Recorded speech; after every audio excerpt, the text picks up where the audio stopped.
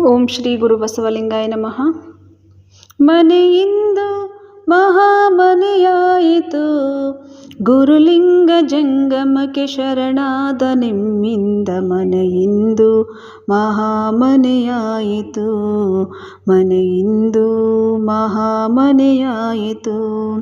ಬಸವಾದಿ ಶರಣರ ನಡೆನುಡಿಯ ನಾಲಿಸಿ ಕಸಭರಿತ ಮನಸ್ಸಿಂದು ಹಸನಾಯಿತು.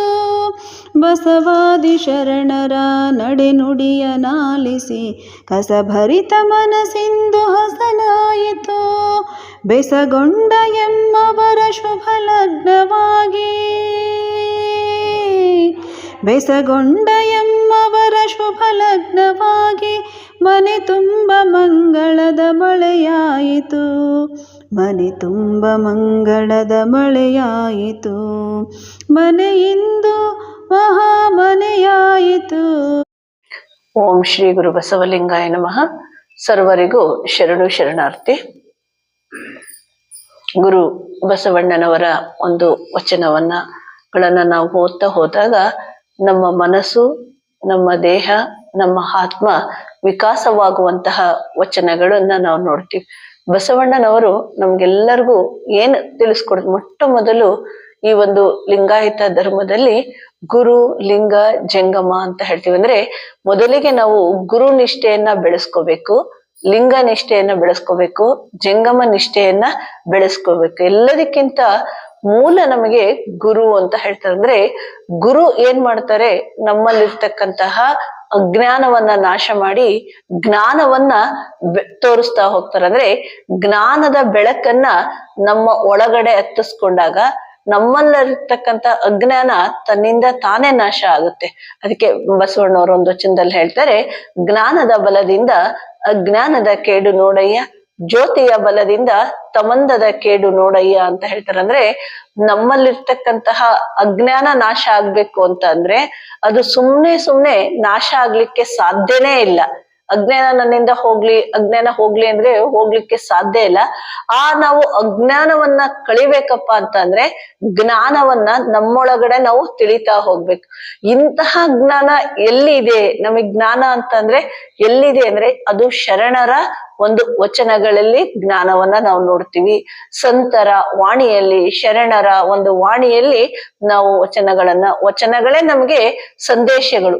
ಈ ಒಂದು ಸಂದೇಶಗಳನ್ನ ನಾವು ದೈವಿ ಸಂದೇಶ ಅಂತ ತಿಳ್ಕೊಬೇಕು. ಯಾಕೆಂದ್ರೆ ಬಸವಾದಿ ಪ್ರಮತರು 12ನೇ ಶತಮಾನದಲ್ಲಿ ಕೊಟ್ಟಂತಹ ವಚನಗಳು ಕೇವಲ ಅನುಭವದಿಂದ ಕೊಟ್ಟಂತವಲ್ಲ, ಅವು ಅನುಭವದಿಂದ ಕೊಟ್ಟಂತವು. ಅಂದ್ರೆ ಆಚಾರ ಮತ್ತೆ ವಿಚಾರದಿಂದ ತಮ್ಮ ನಡೆ ನುಡಿಗಳನ್ನ ತಮ್ಮ ಜೀವನದಲ್ಲಿ ಅಳವಡಿಸಿಕೊಂಡಂತಹ ತತ್ವಗಳು. ಅವನ್ನ ನಾವು ಪ್ರತಿನಿತ್ಯ ಒಂದೊಂದು ವಚನಗಳನ್ನ ನಾವು ಓದ್ತಾ ಹೋದಾಗ ಒಂದೊಂದನ್ನ ನಮ್ಮ ಜೀವನಕ್ಕೆ ನಾವು ಅಳವಡಿಸ್ಕೊಂತ ಹೋದಾಗ ನಮ್ಮ ಜೀವನ ಅನ್ನೋದು ವಿಕಾಸ ಆಗ್ಲಿಕ್ಕೆ ಸಾಧ್ಯ ಆಗುತ್ತೆ. ಯಾಕೆಂದ್ರೆ ಮನುಷ್ಯ ಕೇವಲ ಮನುಷ್ಯನಾಗಿ ಹುಟ್ಟಿ, ಮನುಷ್ಯನಾಗಿ ಬೆಳೆದು, ಮನುಷ್ಯನಾಗಿ ಸಾಯುವುದಕ್ಕಿಂತನೂ ಈ ಒಂದು ಮನುಷ್ಯನ ಜೀವನದಲ್ಲಿ ನಾವು ಹುಟ್ಟಿದ್ಮೇಲೆ ಸ್ವಲ್ಪನಾದ್ರೂ ಜ್ಞಾನವನ್ನ ತಿಳ್ಕೋಬೇಕು ಅಂತ ಹೇಳ್ತಾರೆ. ಅಂದ್ರೆ ಇವತ್ತಿನ ದಿವಸ ನಾವು ಜ್ಞಾನ ಅಂದಾಗ ತುಂಬಾ ಜನ ನಾವೇನ್ ಅನ್ಕೊಳ್ತೀವಿ, ಲೌಕಿಕ ಜ್ಞಾನವನ್ನ ನೋಡ್ತಾ ಹೋದಾಗ ಓದೋದು, ಕೆಲಸ ತಗೊಳ್ಳೋದು, ಡಿಗ್ರಿ ಮಾಡೋದು,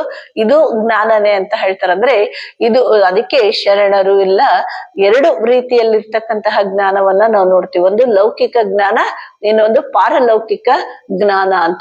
ಅಂದ್ರೆ ಲೌಕಿಕ ಜ್ಞಾನ ಈ ಜೀವನ ನಾವು ನಡೆಸ್ಲಿಕ್ಕೆ, ನಮ್ಮ ಕಾಯಕವನ್ನ ಮಾಡ್ಲಿಕ್ಕೆ, ನಮ್ಮ ಬುದ್ಧಿ ವಿಕಾಸ ಆಗ್ಲಿಕ್ಕೆ ಇರುವಂತಹ ಜ್ಞಾನ. ಆದ್ರೆ ನಮ್ಮ ಆಧ್ಯಾತ್ಮಿಕ ಲೋಕಕ್ಕೆ, ನಮ್ಮ ಮೂಲ ಗುರಿಯಾದ ಪರಮಾತ್ಮನ ಜೊತೆಗೆ ನಾವು ಹೋಗ್ಬೇಕು ಅಂತಂದ್ರೆ, ಪರಮಾತ್ಮನ ಜ್ಞಾನವನ್ನ ತಿಳಿಬೇಕು ಅಂದ್ರೆ ಅದಕ್ಕೆ ಪಾರಮಾರ್ಥಿಕ ಈ ಒಂದು ಆಧ್ಯಾತ್ಮ ಜ್ಞಾನ ಅನ್ನೋದು ಬಹಳ ಮುಖ್ಯ ಆಗಿದೆ. ಇಂತಹ ಆಧ್ಯಾತ್ಮಿಕ ಜ್ಞಾನವನ್ನ ನಾವು ಗಳಿಸ್ಕೊಂಡ್ರೆ ನಮ್ಮ ಜೀವನ ಸುಗಮವಾಗಿ ಸಾಗ್ಬೇಕು, ನಮ್ಮ ಜೀವನ ಆನಂದವಾಗಿ ಇರ್ಬೇಕು. ಅಂದ್ರೆ ಇದಕ್ಕೆ ನಾವು ಗುರು ಕಾರುಣ್ಯ ಬೇಕು. ಈ ಜ್ಞಾನವನ್ನ ತಿಳಿಸ್ಕೊಡೋದು ಯಾರು ಅಂತಂದ್ರೆ ಗುರು ಅಂತ ಹೇಳ್ತೀವಿ. ಅಂದ್ರೆ ಈ ಗುರು ಕಾರುಣ್ಯವನ್ನ ಪ್ರತಿಯೊಬ್ರು ನಾವು ಪಡಿಲೇಬೇಕು. ಗುರುವಿನಿಂದನೇ ನಮಗೆ, ಅದಕ್ಕೆ ಒಂದ್ ಕಡೆ ಹೇಳ್ತಾರೆ,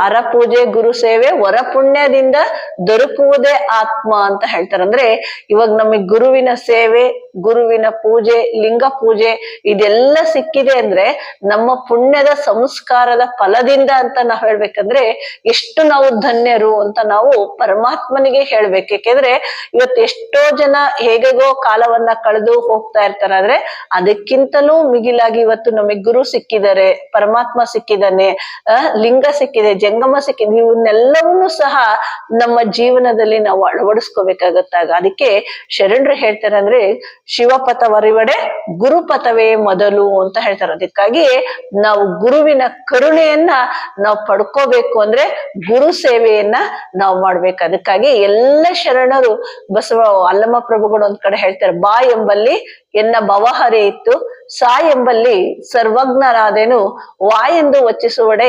ಚೈತನ್ಯಾತ್ಮಕನಾದೇನು, ಇಂತಿ ಬಸವಾಕ್ಷರ ತ್ರಯವೆನ್ನ ಸರ್ವಾಂಗದಲ್ಲಿ ತೊಳಗಿ ಬೆಳಗುವುದ ಕಂಡು ಆನು ನೀನು ಬಸವಾ ಬಸವ ಎನ್ನುತ್ತಿರ್ದೇನಯ್ಯ ಗುಹೇಶ್ವರ ಅಂತ ಹೇಳಿದ್ದಾರೆ. ಎಲ್ಲರೂ ನಾವು ಬಸವ ಬಸವ ಬಸವ ಅಂತ ಹೇಳ್ಬೇಕಂದ್ರೆ ಬಸವ ಅಂತ ಅನ್ನುವ ಒಂದು ಇದು ಶಬ್ದದಲ್ಲಿ ಬಸವಣ್ಣ ಅಂದ್ರೆ ಕೇವಲ ಒಂದು ವ್ಯಕ್ತಿ ಅಲ್ಲ, ಅದು ಒಂದು ಶಕ್ತಿ, ಅದು ಪರಮಾತ್ಮನ ದಿವ್ಯ ಅನುಗ್ರಹದಿಂದ ಬಂದಂತಹ ಒಂದು ದಿವ್ಯ ಶಕ್ತಿ. ಅದು ನಮ್ಮ ನಿಮ್ಮ ಇಡೀ ಜಗತ್ತಿನ ಜನರ ಬಾಳನ್ನ ಬೆಳಗಲಿಕ್ಕೆ ಬಂದಂತಹ ಒಂದು ಶಕ್ತಿ, ಆ ಒಂದು ಬಸವಣ್ಣನವರ ಶಕ್ತಿ ಅಂತ ಹೇಳ್ತಾರೆ. ಅದಕ್ಕೆ ಒಂದ್ ಕಡೆ ರಾಷ್ಟ್ರಕವಿ ಕುವೆಂಪು ಅವರು ಹೇಳ್ತಾರೆ, ಕಾರ್ತಿಕದ ಕತ್ತಲಲ್ಲಿ ಆಕಾಶ ದೀಪವಾಗಿ ನೀ ಬಂದೆ, ಬಟ್ಟೆಗೆಟ್ಟವರಿಗೊಂದು ದೊಂದಿದಿಕ್ಕಾಗಿ 8 ಶತಮಾನಗಳ ಹಿಂದೆ ಓ ಆಧ್ಯಾತ್ಮ ಕ್ರಾಂತಿವೀರ ಧೀರಾವತಾರ ಶ್ರೀ ಬಸವೇಶ್ವರ ಅಂತ ಹೇಳ್ತಾರೆ. ಅಂದ್ರೆ ಬಸವಣ್ಣನವರು ಈ ಜಗತ್ತಿಗೆ ಹೇಗಪ್ಪ ಬಂದ್ರು ಅಂತಂದ್ರೆ 12ನೇ ಶತಮಾನದಲ್ಲಿ ಅಂಧಕಾರದಲ್ಲಿ ತುಂಬಿಕೊಂಡಂತಹ ಸಂದರ್ಭದಲ್ಲಿ ಈ ಜಗತ್ತಿಗೆ ಬರ್ತಾರೆ. ಹೇಗೆ ಅಂತಂದ್ರೆ ಇಲ್ಲಿರ್ತಕ್ಕಂತಹ ಮೂಢನಂಬಿಕೆಯನ್ನ, ಅಜ್ಞಾನವನ್ನ ನಾವು ಕಳೀತಾ ಹೋಗ್ಬೇಕು. ಮೊಟ್ಟ ಮೊದಲು ನಾವು ಮೂಢನಂಬಿಕೆ, ನಮ್ಮಲ್ಲಿರ್ತಕ್ಕಂತಹ ಮೂಢನಂಬಿಕೆಯನ್ನ ನಾವು ಕಳ್ಕೊಂಡ್ಲಿಲ್ಲ ಅಂದ್ರೆ ನಾವ್ ಏನ್ ಮಾಡ್ಲಿಕ್ಕೂ ನಾವು ಸಾಧ್ಯ ಆಗಿಲ್ಲ. ನಮ್ಮಲ್ಲಿರ್ತಕ್ಕಂಥ ಮನಸ್ಸನ್ನ ವಿಶಾಲ ಮಾಡ್ಕೋಬೇಕು. ಯಾವಾಗ್ಲೂ ಮನಸ್ಸನ್ನ ನಾವು ಸಂಕುಚಿತವನ್ನಾಗಿ ಮಾಡ್ಕೊಂತಾ ಹೋಗ್ತೀವಿ ಅಂದ್ರೆ ಏನು ಸಾಧ್ಯ ಇಲ್ಲ. ಇಂತಹ ಮನಸ್ಸನ್ನ ವಿಶಾಲ ಮಾಡ್ಕೋಬೇಕು ಅಂದ್ರೆ ಇಂತಹ ಮನವನ್ನ ನಾವು ಘನಮನವನ್ನಾಗಿ ಮಾಡ್ಕೋಬೇಕು. ಅಕ್ಕ ಮಹಾದೇವಿ ತಾಯಿಯವರು ಅದಕ್ಕೆ ಹೇಳ್ತಾರೆ, ನಮ್ಮಲ್ಲಿರ್ತಕ್ಕಂಥ ಮನಸ್ಸು ಘನ ಆಗದೆ ಇದ್ರೆ ನಾವ್ ಏನು ಸಾಧನೆ ಮಾಡಕ್ಕಾಗಲ್ಲ. ಅದಕ್ಕೆ ಅವ್ರು ಹೇಳ್ತಾರೆ, ಲೋಕದ ಚೇಷ್ಟೆಗೆ ರವಿ ಬೀಜವಾದಂತೆ ಕರುಣಂಗಳ ಚೇಷ್ಟೆಗೆ ಮನವೇ ಬೀಜ ಎನ್ನಗುಳ್ಳದೊಂದು ಮನ, ಆ ಮನ ನಿಮ್ಮಲ್ಲಿ ಸಿಲುಕಿದ ಬಳಿಕ ಎನಗೆ ಬಹುಗುಂಟೆ ಚೆನ್ನ ಮಲ್ಲಿಕಾರ್ಜುನ ಅಂತ ಹೇಳ್ತಾರೆ. ಅಂದ್ರೆ ನಮ್ಮಲ್ಲಿರ್ತಕ್ಕಂತಹ ಮನಸ್ಸನ್ನ ನಾವು ಅಧೋಮುಖವಾಗಿ ಅರಿತಕ್ಕಂತಹ ಮನಸ್ಸನ್ನ ಊರ್ಧ್ವಮುಖವಾಗಿ ನಾವು ಚಲಿಸುವಂತದ್ದನ್ನ ಮಾಡ್ಕೋಬೇಕಂದ್ರೆ ಯಾವಾಗ್ಲೂ ನಾವು ಒಂದು ಒಳ್ಳೆಯ ಕೆಲಸವನ್ನ ನಾವು ಮಾಡ್ಬೇಕು ಅಂತಂದ್ರೆ ಅದಕ್ಕೆ ಸಾಧನೆಯನ್ನ ಮಾಡ್ಬೇಕು. ಈಗ ಬೆಳಗ್ಗೆ ನಾವು 5 ಗಂಟೆಗೆ ಎದ್ದಾಳ್ಬೇಕು ಅಂದ್ರೆ ಕಷ್ಟನೇ, ಆದ್ರೂ ಎಲ್ಲರೂ ಎದ್ದು ನಾವು ಪ್ರಾರ್ಥನೆಗೆ ಬಂದ್ವಿ ಅಂತಂದ್ರೆ ಇವತ್ತಿನ ದಿವಸ ಏನಾಗುತ್ತೆ, ಅದು ಗುರುವಿನ ನಾವು ಕರುಣೆಗೆ ಪಾತ್ರರಾಗ್ತೀವಿ. ಯಾಕೆಂದ್ರೆ ಮನುಷ್ಯನ ಜೀವನದಲ್ಲಿ ಪ್ರಾರ್ಥನೆ ಅನ್ನೋದು ಬಹಳ ಬಹಳ ಮುಖ್ಯ. ಪ್ರಾರ್ಥನೆ ಅಂತಂದ್ರೆ ಏನಪ್ಪಾ ಅಂತಂದ್ರೆ ಬೇಡುವುದು. ಯಾರನ್ನ ನಾವು ಬೇಡ್ತೀವಿ ಅಂದ್ರೆ ಸೃಷ್ಟಿಕರ್ತ ಪರಮಾತ್ಮನನ್ನ ನಾವು ಬೇಡುವುದು ಅಂತ ಹೇಳ್ತೀವಿ. ಅಂದ್ರೆ ಇವತ್ತಿನ ದಿವಸ ಗಾಳಿ, ನೀರು, ಬೆಳಕು, ಇವತ್ತು ನಮಗೆ ವಾಸ ಮಾಡ್ಲಿಕ್ಕೆ ಈ ಜಗತ್ತನ್ನ ಕೊಟ್ಟಂತಹ ಪರಮಾತ್ಮನಿಗೆ ನಮ್ಮ ಒಂದು ಕೃತಜ್ಞತೆಯನ್ನ ಸಲ್ಲಿಸುವುದೇ ಈ ಒಂದು ಪ್ರಾರ್ಥನೆ. ನಾವು ಕೃತಜ್ಞತೆ ಸಲ್ಲಿಸ್ತೀವಿ ಅಷ್ಟೇ, ಪರಮಾತ್ಮನಿಗೆ ನಾವ್ ಏನ್ ಕೊಡ್ಲಿಕ್ಕೂ ಸಾಧ್ಯ ಇಲ್ಲ. ಇದು ಎಲ್ಲದ ಈ ಜಗತ್ತೇ ಪರಮಾತ್ಮನ ಕೊಡುಗೆ. ನಮ್ಮ ಕೊಡುಗೆ ಏನಪ್ಪಾ ಅಂತಂದ್ರೆ ಪರಮಾತ್ಮನಿಗೆ ನಾವ್ ಏನಾದ್ರೂ ಕೊಡ್ಬೇಕು ಅಂದ್ರೆ ನಮ್ಮ ಮನಸ್ಸನ್ನ ನಿಶ್ಚಲ ಮಾಡ್ಕೋಬೇಕು, ನಿರ್ಮಲ ಮಾಡ್ಕೋಬೇಕು. ಆ ಒಂದು ಮನಸ್ಸಿನಲ್ಲಿ ಪರಮಾತ್ಮನ ಜ್ಞಾನವನ್ನ, ಧ್ಯಾನವನ್ನ ನಾವು ತುಂಬಿಕೊಂಡು ನಾವು ಸಾಧನೆಯನ್ನ ಮಾಡ್ತಾ ಹೋದಾಗ ಪರಮಾತ್ಮ ಒಲಿಲಿಕ್ಕೆ ಸಾಧ್ಯ. ಅಂತಹ ಗುರುವಿಗೆ ನಾವೆಲ್ಲರೂ ಶರಣಾಗೋಣ ಅಂತ ಹೇಳ್ಬಿಟ್ಟು ಮಾತು ಮುಗಿಸುತ್ತೇನೆ. ಶರಣು ಶರಣಾರ್ಥಿ.